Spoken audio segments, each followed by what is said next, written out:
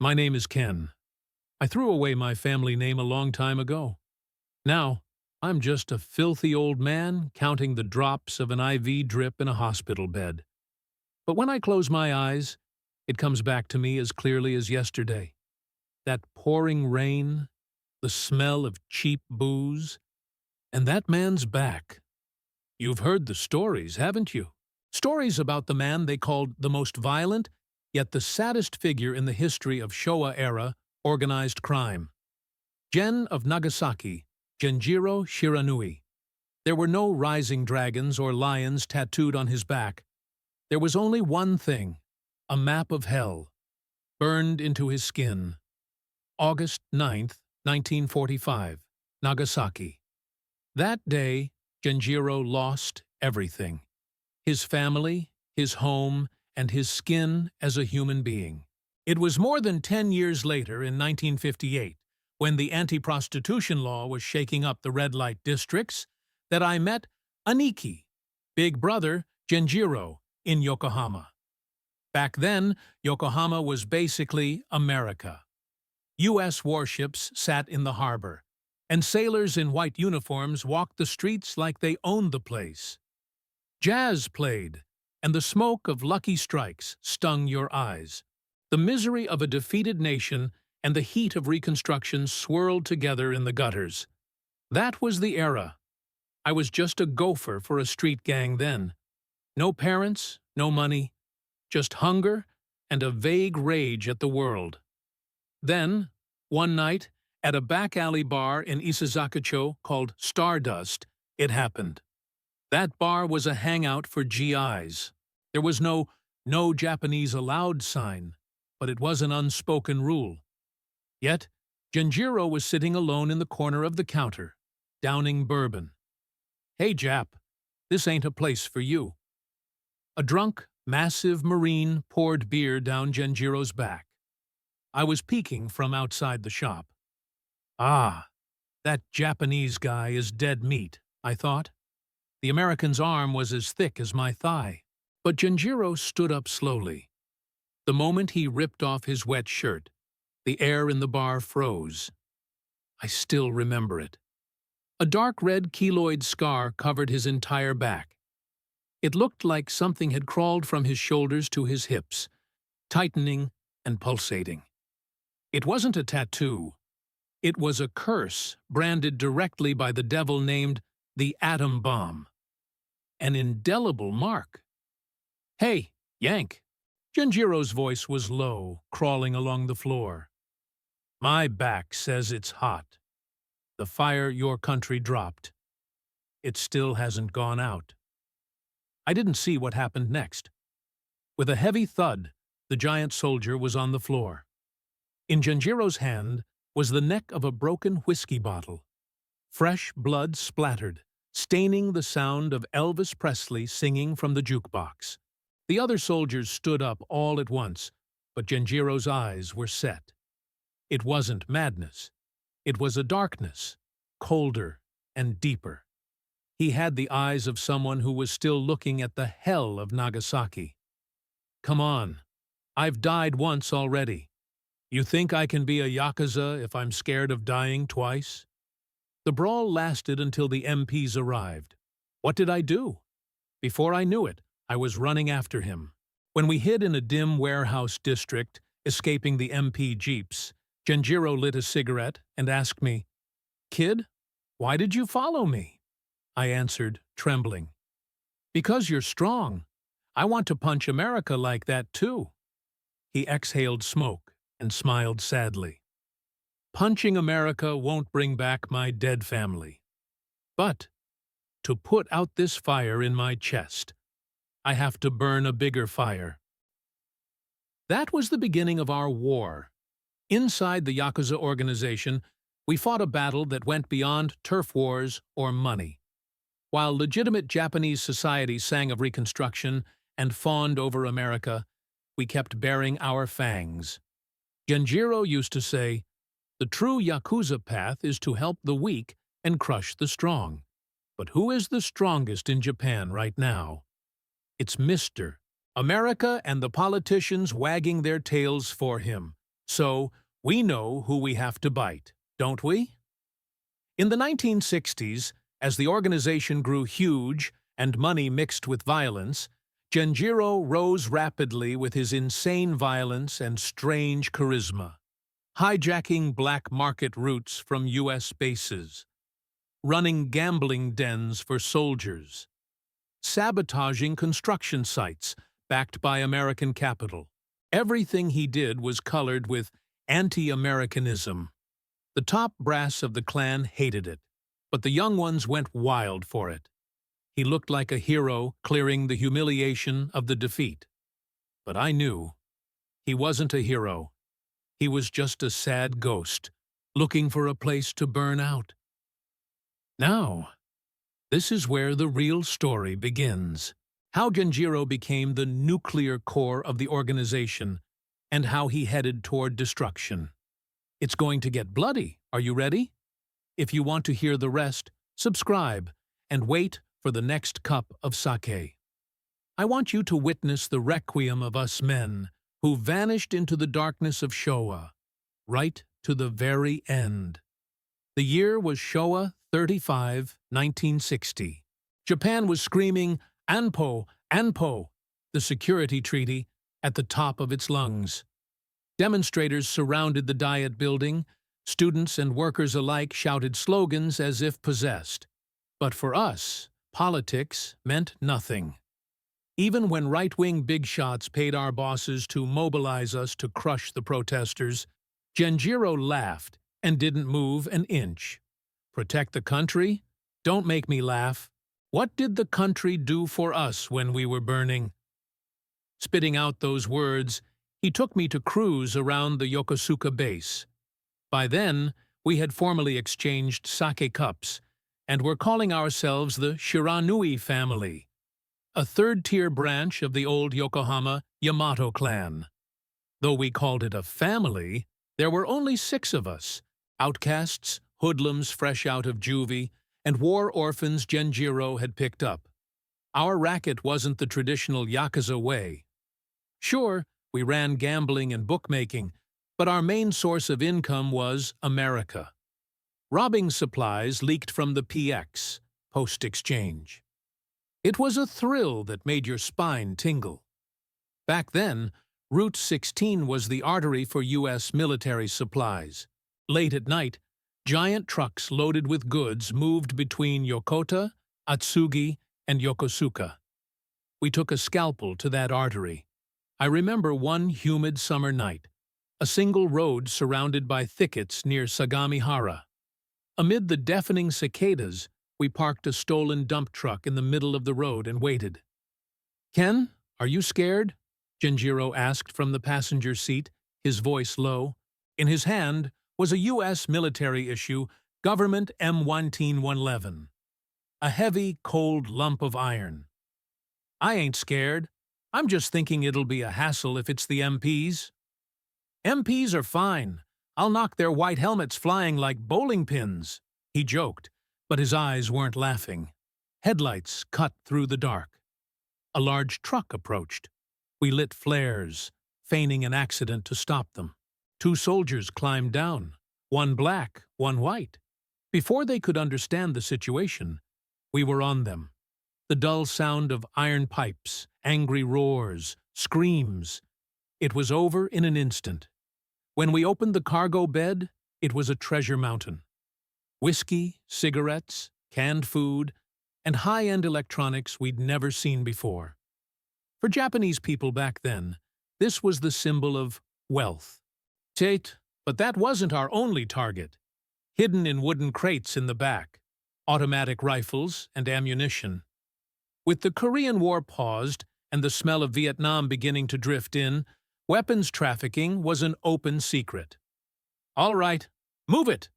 At Genjiro's command, we moved the cargo like a bucket brigade. But the problem was the captured soldiers. Normally you tie them up and leave. That's the professional way. But Genjiro was different. He crouched in front of the white soldier, who was bleeding and groaning. It had started to rain. I could tell the old scar on Genjiro's back was aching beneath his wet shirt. Hey, you! Where are you from? Genjiro asked in fluent English. Self-taught. I knew he flipped through a dictionary every night saying, "You can't kill the enemy if you don't know their words." Ohio, the soldier answered, trembling. Ohio. Must be a nice place. Does fire ever fall from the sky there? When the soldier shook his head, Genjiro suddenly pressed the muzzle of the government against the soldier's cheek. The hot steel burned the skin. In my hometown, the sky flashed, and in an instant, people disappeared, leaving only their shadows. Your countrymen did that. I have nothing to do with that. I wasn't even born. Like hell you have nothing to do with it. That uniform you wear, the food you eat, it all sits on top of our corpses. Genjiro didn't pull the trigger. Instead, he took out a knife and carved a deep wound into the soldier's cheek. He didn't kill him, but he engraved a terror that would last a lifetime. That was Genjiro's way. Go home and brag about it. Tell them you met a Jap demon. We left the scene, but I can't forget Genjiro's profile that night. In the passenger seat of the stolen Jeep, he was shaking. Not from fear, from anger, and a sorrow so deep he couldn't control his body. "Ken, I hate the sound of rain," he muttered. "It sounds like that day, the sound of black rain hitting burning bodies." I couldn't say anything, so I just kept my foot on the gas. The wipers desperately pushed away the rain, but the view only got blurrier. And so, the Shiranui family made a name for itself in Yokohama's underworld. But the nail that sticks out gets hammered down, especially since our methods were too flashy. Stealing U.S. supplies meant smearing mud on the faces of the main family executives who were profiting from colluding with the U.S. military. "Genjiro, you're going too far." Samejima, a senior executive of the main family, came to warn us a few months later. Samejima was an old-school gambler from before the war, the type who kisses up to power. He played golf with U.S. officers and pimped women to them to sip the sweet nectar of profit. "The Americans are important business partners. Every time you bite them, our business suffers," Samejima said, drinking sake in a tatami room at a high-end restaurant. Genjiro sat in formal seiza, staring at the weave of the tatami mats. "Uncle, I didn't become a Yakuza for business." "Then what for? Playing revenge? Look, I'm sorry you got bombed, but that was 15 years ago. Times have changed. It's the era of high economic growth. Money. If you have money, America or Japan doesn't matter." Samejima threw an envelope stuffed with cash in front of Genjiro. "Take this and stay quiet for a while. And give the stolen weapons to the main family. We'll sell them properly." I ground my teeth in frustration. He dismissed Genjiro's scar with a simple, "I'm sorry." But in this world, the parent's word is absolute. Disobey, and you're expelled. Or erased. Genjiro slowly picked up the envelope. I thought he was going to bow his head, but in the next second, he tore the envelope open and scattered the bills into the air. 10,000 yen notes fluttered down like snow in the tatami room. "If my soul could be bought with money, uncle, it would have burned to ash in that fire long ago." Genjiro's voice was quiet, but the temperature in the room seemed to drop instantly. "My war isn't over. Whoever stands in my way, I won't show mercy." I saw Samejima's face turn bright red with rage. "You will regret this, Genjiro." "Regret? Can there be anything more regrettable than having survived?" After leaving the room, we walked through the night city. I felt like I could hear ominous footsteps approaching from behind. It was the moment we made enemies of both the organization and America. "Ken, are you coming?" Genjiro asked. "I'll go anywhere, even to the bottom of hell," I answered immediately. It wasn't a lie. With this man, Even hell seemed like it would have some kind of meaning. But we didn't know yet. That real hell wouldn't come from an external attack, but from rot and betrayal within. And the woman who would trigger it all was drawing near. This cigarette tastes good. Tobacco back then was harsher, I think. Or maybe I'm just beautifying my memories. Now, next is the story of the woman. Yakuza movies always have a woman who derails destiny, right? She appeared before us, too. A mistress to an American soldier. A sad woman who hadn't sold her soul to America. Her name was Maria. Meeting her would push Aniki and me past the point of no return. I'll tell you all about it in the next blog. If you don't want to miss it, hit that subscribe button now. It was 1963, the year before the Tokyo Olympics. The city was in a construction frenzy. Expressways covered the sky, and Tokyo Tower stood proudly. The post-war era is over. That was the buzz phrase. But for shadow dwellers like us, the war was always on.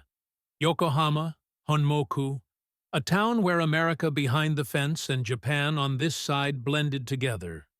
There was a nightclub called the Golden Cup. Back then, it was a place filled with cutting-edge music and the scent of danger. GIs, delinquent students, Yakuza, and streetwalkers mingled, dancing the twist like maniacs every night. Aniki and I were in the VIP seat, drinking while keeping an eye on our turf. That's when it happened. A singer appeared on stage. "Ladies and gentlemen, tonight's diva, Maria." Floating in the spotlight was a woman in a bright red dress, Japanese features, but with a sharp beauty that hinted at foreign blood. She began to sing the Tennessee Waltz, but it wasn't a sweet song of memories. It was a wail, a lament. The lyrics were English, but to me, it sounded like she was screaming, "Save me." Genjiro's hand stopped. The glass in his hand trembled slightly, his eyes glued to Maria on stage. I was surprised by his expression. It was the first time I'd seen it. His usual cold, murderous eyes had turned into the eyes of a lost, anxious boy.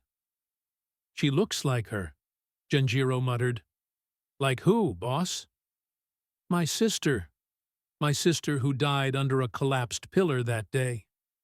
Saying that, he downed his bourbon in one gulp. After the set, we headed to the dressing room. It's common for Yakuza to hit on singers, but Genjiro's goal wasn't a fling. When we opened the door, there was already a guest. A hefty white officer. Medals on his chest, rank of colonel. He was grabbing Maria's wrist and shouting something. "You bitch! I told you not to sing at other clubs without my permission." Smack! A dry sound echoed. The colonel slapped Maria across the face.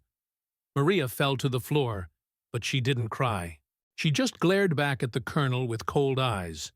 Those eyes overlapped with Genjiro's. "It's noisy in here." Genjiro walked in quietly.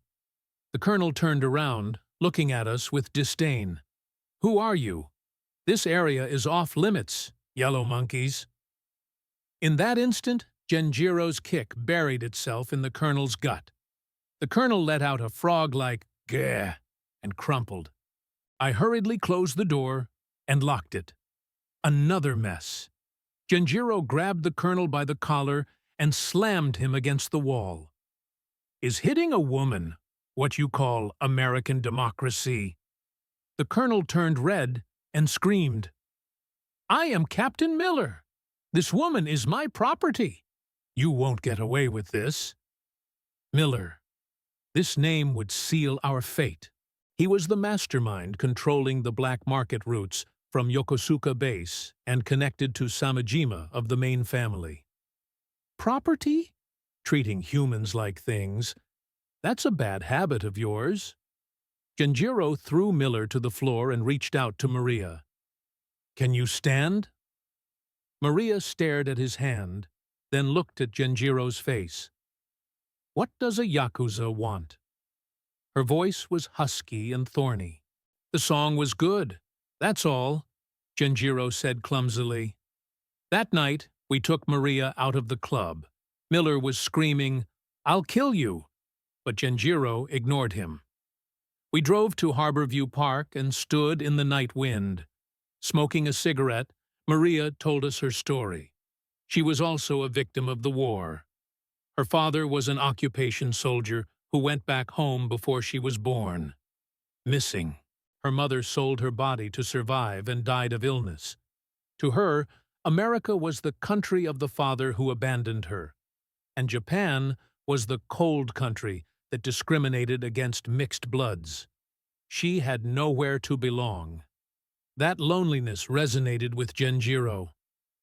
"I heard rumors about your back," Maria said. "They say there's a map of the devil on it." Genjiro silently took off his jacket. Under the moonlight, the keloids were exposed. Maria gasped and gently touched the scar. Her fingers trembled. "Is it hot?" she asked. "Yeah, it's always hot. Like I'm being burned down to the marrow." "Me too. Inside my body, an invisible fire is burning. A fire that won't let me love anyone or trust anyone." Maria buried her face in Genjiro's back. Words weren't needed between them. Two wounded beasts licking each other's wounds. It was a painful yet beautiful sight. I felt like I shouldn't be watching, so I stepped away and looked at the sea. But this meeting was just the prelude to tragedy. Captain Miller was a vindictive man. He used his power and money to pressure the organization, the main family. "Hand over Genjiro Shiranui, or we cut off all the clan supply routes." Samejima and the brass panicked. They couldn't afford to lose huge profits for one woman. By Yakuza logic, the correct answer was to expel Genjiro and return Maria to Miller. But there was no way Genjiro would accept that. "Ken, it's war." A few days later, back at the office, Genjiro said while sharpening a short sword, "Dosu, the main family is making a move. As Miller's pawns, we have to point our guns at our own parents and brothers." "I'm ready," I answered, but I couldn't stop my knees from shaking. The U.S. military and a massive Japanese crime syndicate. Taking on both was suicide. But Genjiro's eyes were clear. The purpose of protecting Maria seemed to give him a sense of life. "Tomorrow is the main family's regular meeting. We settle it there." I knew Genjiro's definition of settle wouldn't end with a discussion. It was the beginning of a bloody tragedy that would remain in the history of Showa Yakuza. It was nearly Showa 39, 1964. The world was excited about the new bullet train running and the Olympics changing Japan, but our clock was turning backward. That day, we weren't heading toward the future, but to a place to settle the past. The main family's regular meeting was held at a luxury ryote, Matsukaze, in Yamate, Yokohama. Black limousines were lined up, and young thugs stood guard at the entrance. The sky was lead-colored, and thunder roared in the distance.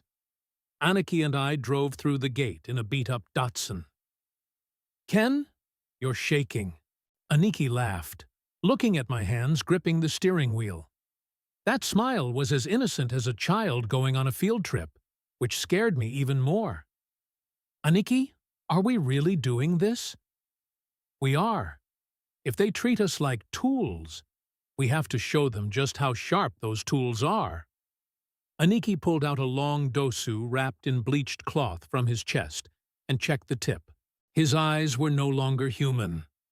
They were the color of the fire that burned the sky of Nagasaki. We silenced the guards at the entrance with just a glare and proceeded down the corridor to the grand hall. From behind the sliding doors, Fusuma, we heard laughter and the sound of shamisen. Without hesitation, Aniki kicked the doors open. "Pardon the intrusion, uncle." The air in the grand hall froze instantly. Samejima sat at the head, flanked by executives, with geishas pouring sake. It was a peaceful, luxurious, and completely rotten scene. Genjiro, you bastard! What is the meaning of this? Samejima slammed his sake cup onto the tatami and shouted, "Did you come to hear your expulsion? Or did you bring a letter of apology for Colonel Miller?" Aniki walked on the beautiful tatami with wet shoes, leaving black footprints. They were the tracks of the mud we had trampled through, and an omen of the blood about to flow. Letter of apology? I don't have one. Aniki stopped right in front of Samejima. What I brought is your last rites. What? Samejima, you're a disgrace to the Yakuza. Wagging your tail for America, offering up women, selling out your own family. Is that chivalry? Is that the Yamato spirit? As Genjiro's roar echoed, the surrounding executives stood up all at once. Kill him! Voices flew. I drew the dagger from my jacket. There was no turning back. The brawl started in an instant, but it was less of a fight and more of a one-sided massacre. Genjiro was too strong. He slashed arms, swept legs, rampaging as if he were dancing. Fresh blood splattered onto the gold leaf folding screens, dyeing them red. The screams of the geishas drowned out the thunder. I was desperate, too. The lukewarm sensation when I thrust my dagger into the stomach of a lieutenant, attacking from behind. The sound of bone crushing. With these hands, I killed family for the first time. I felt like vomiting, but if I stopped, I died. In the center of the hall, Aniki had cornered Samejima. Samejima had lost his legs to fear, crawling, trying to escape. A pathetic figure of a once proud boss. Hi! Wait, Genjiro! I'll give you money. How much? I'll give you the clan. Just stop. Aniki grabbed Samejima by the collar and forced him to stand, and whispered in his ear. I don't need money. I don't need the clan. All I want is your life and that filthy pride of yours. Saint, stop it! A flash. Aniki's blade pierced Samejima's chest. Bloody foam spilled from Samejima's mouth, and his body crumbled like a puppet with cut strings. Patricide, the unforgivable sin in the Yakuza world. The moment we committed it, we were removed from the category of human. Let's go, Ken, Aniki said, dyed bright red with return blood. His face looked like he was crying. Not out of pity for the man he killed. Maybe it was despair at himself, for only being able to prove his existence this way. We left the Ryote, which had turned into a slaughterhouse. Outside, it was a violent storm. The rain tried to wash the blood off our bodies, but the smell stuck. Getting into the car, Aniki slumped over the steering wheel and started laughing like a beast. Ha ha, ha ha ha ha. Did you see that, Ken? That pathetic mess. Now we are free. We don't take orders from anyone. We can go anywhere. I couldn't say anything. Free? No. This was a runaway train to destruction. In front of us, there was only a cliff. We went straight to the apartment where Maria was waiting. If we didn't take her and run, the retaliation squad would be there soon. The police would move, too. We had become most wanted criminals. When we opened the apartment door, Maria was waiting with a small bag. She didn't scream when she saw us covered in blood. She just quietly wiped the blood from Aniki's cheek with a handkerchief.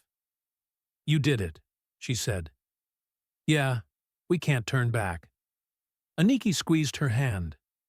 We're going to hell, Jen. I know, but I'm not alone.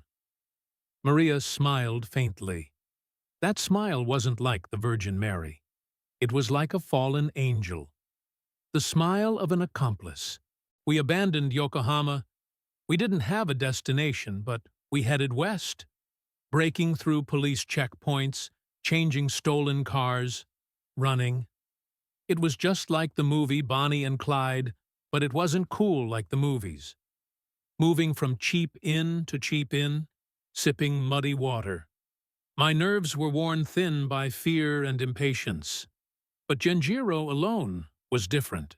During the escape, he became sharper, tinged with madness, like a dying wolf shining its brightest at the end. One night, at a desolate motel in the countryside, Aniki said, "Ken, I'm thinking of going back to Nagasaki." Nagasaki? Yeah. To end my war, it has to be there. And I want to show Maria. The place where I was born, and the place where I died. That was the beginning of our final journey. But on that road, the worst pursuer was closing in. A hitman hired by the late Samajima, and the shadow of the U.S. military whose face we had smashed. They sniffed us out like hunting dogs, especially the man in the black hat. I haven't told you about him yet. A mute hitman called Samajima's pocket knife. When he closed in on us, the real killing began. Sorry, I talked too much. The meds are wearing off. I want to tell the rest of this story while the painkillers are still working. Next is the story of the gunfight smeared in blood and gunpowder during our escape. How we fought back with military pistols in an era when Japanese police still carried sabers. Do you want to know? Then come see me again. Let me spill it all before the light of my life goes out. Summer, 1964. In Tokyo, the Olympic torch relay was about to begin, but our escape was stuck in the mud. Westward on the Tokaido Road, the view from the window of the stolen Cedric was nothing but expressways under construction and dirty factory chimneys. Sakamoto Q's Ashita ga Arusa, There's Always Tomorrow, was playing on the radio, but the heavy air inside the car told us we had no tomorrow. Ken, don't look in the rearview mirror, Aniki said, spreading a map in the passenger seat. You say don't look, but I'm worried. About that black hat. Yes, we were being hunted. Not just by the police or the organization, but by a single hitman, a curse left behind by Samajima. No one knew his name, but because he wore a black felt hat deep over his eyes and a black coat even in summer, the underworld called him Black Hat. Rumors said he was a returnee from the continent who had his tongue cut out, or a CIA reject, but his identity didn't matter. What was certain was that once he targeted prey, they couldn't escape until they were dead. It was past Nagoya, approaching the Suzuka Pass, late-night mountain road. In the pitch-black darkness with no oncoming cars, two headlights appeared in the rearview mirror, keeping a constant distance. If I hit the gas, he hit the gas. If I slowed down, he slowed down. He was toying with us. He's here. Aniki pulled the slide of his government. The metallic click echoed in the car. Maria, who had been sleeping in the back seat, woke up with a start. Jen? Stay down, Maria. It's going to get bumpy. The next moment, sparks flew from the window of the car behind. With a dry gunshot, our car's rear glass shattered into pieces. Amidst the raining glass shards, Maria screamed, Ken! Drive! Don't stop until we cross the pass. I slammed the accelerator to the floor, screaming. Tires squealed, and the car slid sideways. The car behind, a black Crown, stuck to us with terrifying driving skills. Every time we turned a curve, bullets slammed into the body. If he pops a tire, we're done! Right after I shouted, the right rear tire burst. The steering wheel jerked, and the car lost control, crashing into the guardrail and spinning to a halt. Get out! It's going to explode! We crawled out of the car and rolled into the roadside bushes. Seconds later, the Cedric erupted in flames. The roaring fire dyed the darkness of the night red. The pursuing Crown stopped slowly. Backlit by the headlights, the man who stepped out was Black Hat. In his hand was a gun I'd never seen before, probably a modified Winchester rifle. His expression was unreadable, like a no mask. "Maria, Ken, I'll draw his fire. Run into the forest," Aniki said. "No, I'll fight too." Maria clung to Aniki's arm. "You idiot! If you don't live, there's nowhere for me to return to from hell." Aniki pushed Maria away and jumped out in front of the flames. "Hey, Black Hat! If you want my life, that cheap pea shooter ain't enough." At Aniki's provocation, the man silently raised his rifle. In that moment, I saw it. Aniki's back shimmering in the light of the flames, and I saw Aniki seeing a hallucination. "It's the Flash. Pika," Aniki muttered. "Don't come, don't burn.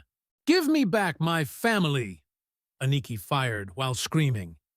His aim wasn't steady. Fear and madness were pulling the trigger. But one of those random bullets miraculously grazed the man's shoulder. The man's expression broke for the first time, and he stumbled. "Now! Ken, take Maria!" I grabbed Maria's hand and ran down the trackless mountain forest. The sound of the gunfight continued behind us.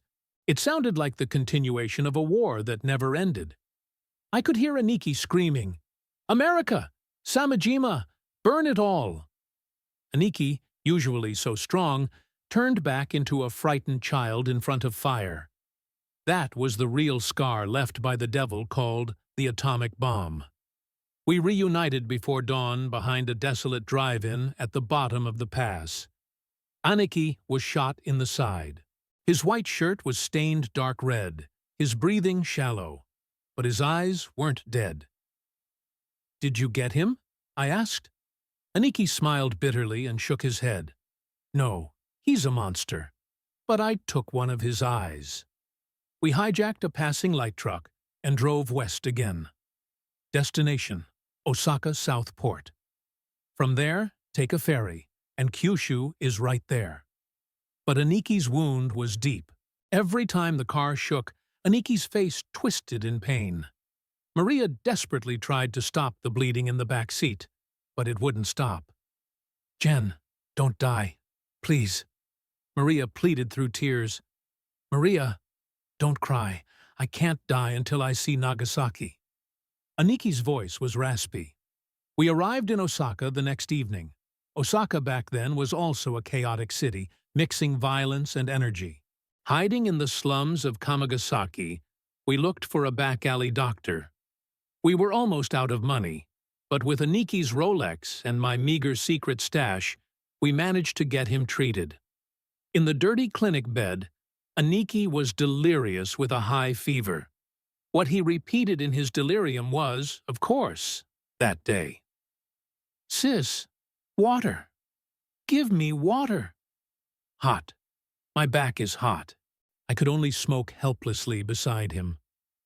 Maria held Aniki's hand the whole time, whispering words like Bible verses in English. It was a strange sight. A Yakuza, an ex-streetwalker, and a thug.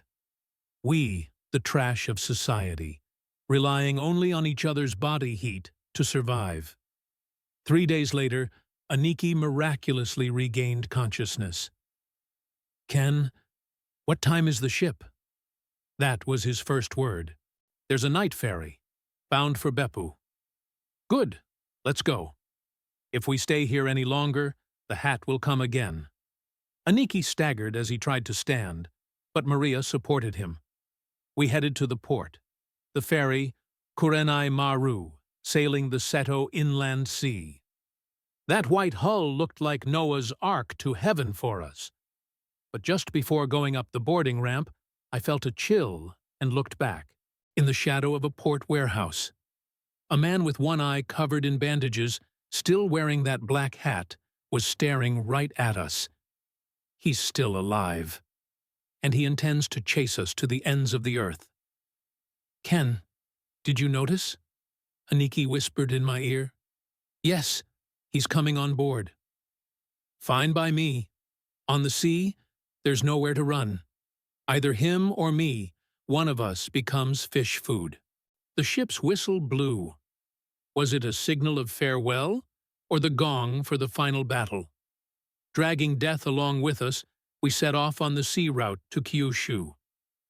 Do I remember the taste of the canned beer I drank on the deck that day? Nah, didn't taste like anything. My mouth was full of the taste of blood and iron. Now, the story is finally reaching its climax. The death match on the ship dyeing the Seto Inland Sea with blood. And what Aniki saw when we finally reached Nagasaki. Do you have the guts to know what it was? Listen closely to the next part. Even for me, just remembering it gouges my heart out. Stay tuned. I'll spill everything before I go to heaven. The Seto Inland Sea was impossibly calm. The ferry Kurenai Maru glided over the black mirror-like surface. On the deck, a happy couple, honeymooners or something, cuddled in the night breeze. Peaceful. It was a sickeningly peaceful scene. Without knowing that just one plank below them, we were shivering, covered in blood and grease. We were in a cramped room at the very back of the third-class cabins. The vibration of the engine came straight through. Aniki lay on a cot, breathing roughly. Maybe the wound opened up. Fresh blood was seeping through the bandages. "Ken, how is it outside?" Aniki asked deliriously. "Quiet. No pursuers." I lied. Impossible. That one-eyed man is definitely on this ship. I knew it. That killing intent crawling up my spine like a cold snake. "Maria, water," Aniki asked. Maria gave him water from a canteen. Her hands were shaking, but there was the color of resolve in her eyes. This woman is strong. Maybe she's the strongest one among us. 2 hours a.m. When the ship fell silent, I went out to the deck. Not to smoke. To settle it. Aniki can't fight anymore. So, I have to do it. I gripped the dosu in my jacket and hid in the shadow of a lifeboat. The moment the moon hid behind a cloud and darkness covered the area. With a wind noise, something grazed my cheek. Wire. A thin weapon like piano wire flew, aiming for my neck. Gah! I twisted my body instinctively, but the wire wrapped around my left arm, digging into the flesh. Hot pain shot through me. From the shadows, Black Hat appeared, one eye covered in bandages, looking down at me with the remaining eye. There was no hatred or excitement in that eye, just a clerical coldness to finish the job. Silently, he pulled the wire. My body was hoisted up. I thought my arm would be torn off. I readied my dagger, but he was too far. "Is this it?" Just as I thought that. Bang! A heavy gunshot roared over the night sea. The deck at Black Hat's feet splintered, and he stumbled. "Get away from Ken." Standing there, supported by Maria's shoulder, was Aniki, Genjiro. His face was pale as a corpse, but the hand holding the government was as steady as a rock. "Genjiro." The man spoke for the first time. It was a raspy voice squeezed out of a crushed throat. "Your head. I will offer it. To Boss Samajima's grave." "Grave? Don't make me laugh. When you get to hell, hand it to him personally." Aniki pulled the trigger. Click. No bullet. Out of ammo. The man didn't miss that opening. He dropped the wire, pulled a knife from his coat, and charged furiously at Aniki. "Jen!" Maria screamed. I shouted and ran, but I wouldn't make it. The man's knife plunged into Aniki's stomach, right into the gunshot wound he already had. Thud. A dull sound. Aniki leaked a groan of agony. But Aniki didn't fall. Instead, he stepped forward with the knife still inside him and wrapped his arms around the man's neck. "Caught you, you grim reaper." The muscles on Aniki's back bulged. His shirt tore, exposing those keloids. Under the moonlight, The scars looked like they were glowing red. The demon of Nagasaki was squeezing out his last ounce of strength. "Let's go watch the sea together." Aniki charged toward the ship's railing, carrying the man with him. "You! Let go! Are you crazy?" The man struggled, stabbing with the knife repeatedly, but Aniki didn't loosen his grip. "Crazy? Yeah, a long time ago. Since the day the flash hit, we've all been crazy." Their bodies floated into the air. I reached out. "Aniki!" My fingertips grazed Aniki's jacket, but I couldn't grab it. With a splash, the two shadows were swallowed by the pitch-black sea. White spray rose, and immediately, dark waves covered it. "Jen! No!" Maria clung to the railing, screaming and crying. I looked down at the sea, stunned. I couldn't see anything, couldn't hear anything. Only the sound of the ship's engine echoed mercilessly. Is it over? That immortal Genjiro, ending like this? I nearly collapsed to my knees. That's when it happened. "Hey, Ken." The voice came not from the water, but from the deck below. I looked down in panic. Wet and ragged, a man was caught on the lifeboat deck on the lower level. It was Aniki. Just before dropping the guy into the sea, he had hooked his foot on the railing and held on. A man made of pure devil's luck. Maria and I desperately pulled Aniki up. He was covered in wounds and completely drained of blood. But Aniki grinned. "I told you, I can't die until I see Nagasaki." The man in the black hat never surfaced again. He disappeared as algae fodder in the Seto Inland Sea. But the price was too high. Aniki's body was past its limit. The next morning, the ship arrived in Beppu. We immediately caught a taxi and headed west. Through Yufuin, past Hita, crossing the mountains of Kyushu. Aniki rested his head on Maria's lap in the back seat, eyes closed the whole time. Occasionally, he muttered "Mom" or "hot" in delirium. Each time Maria held back tears and said, "We're almost there." And then, as the sky turned madder red, a bowl-shaped city appeared before us. Houses clinging to the slopes, church spires, and the sea. "Aniki, we're here," I said, voice trembling. "Is this it?" Aniki opened his eyes slightly and looked out the window. "Yes, it's Nagasaki." His hometown after 19 years. But what reflected in Aniki's eyes wasn't nostalgia. It was despair. "Wrong," Aniki said in a raspy voice. "It's not this pretty. The Nagasaki I know was more black, smelly, and everything was burning." The city had been rebuilt. Buildings stood, streetcars ran, and people walked laughing. On the surface, there were no traces of the bomb anywhere. Aniki couldn't forgive that. The fire of that day was still raging on his back, yet the world pretended nothing happened. That gap shattered Aniki's heart like a final blow. "To Urakami," Aniki said. "Take me there. Ground Zero." I drove silently, to the place where the peace statue stands, where once a single bomb exploded and tens of thousands of lives evaporated in an instant. Rain began to fall from the sky, drop by drop.